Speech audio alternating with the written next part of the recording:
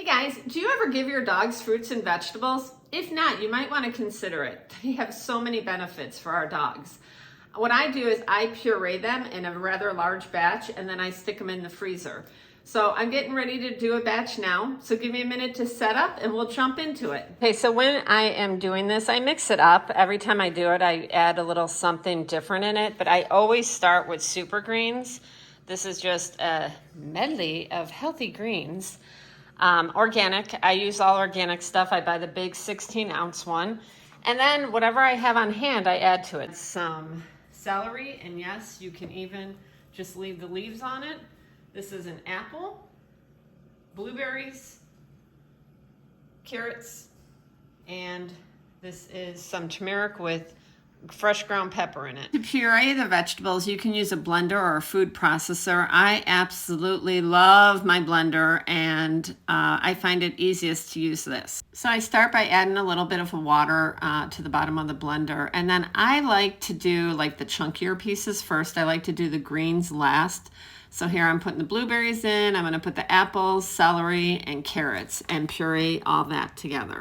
I had someone ask me, why give dogs fruits and vegetables? They don't need them. They're carnivores. And it's true. They don't need them to survive, but they're so good for making them thrive. Just like with us, fruits and vegetables have just so many health benefits, too many to list, but let's list a few. Blueberries are considered a superfood.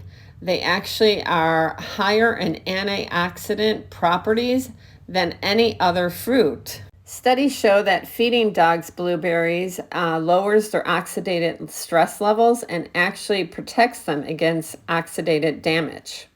Blueberries are also an excellent way to fight cancer in dogs. Apples are another fruit that I like to give my dogs in moderation. They're a great source of vitamin C, vitamin A.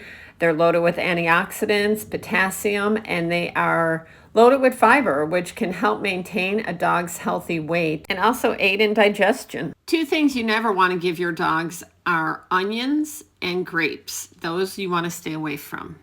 Also, if you don't have time to do this, or you only have time to do it once in a while and still want to give the benefits of vegetables, there is a great company out there called Green Juju, and you could buy pureed fruits and vegetables in the freezer section of your local doggy and kitty boutique.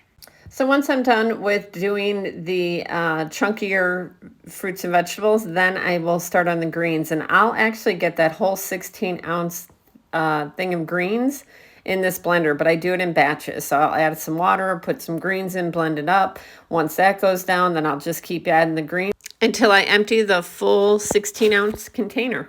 So you might be thinking, well, do I really have to puree them? Can't I just throw a few fruits and vegetables in their bowl? And you can. The thing is that they're not going to absorb all the nutrients that way. Also, when you puree, it mimics the stomach content of a prey animal that their wild ancestors would catch in the wild.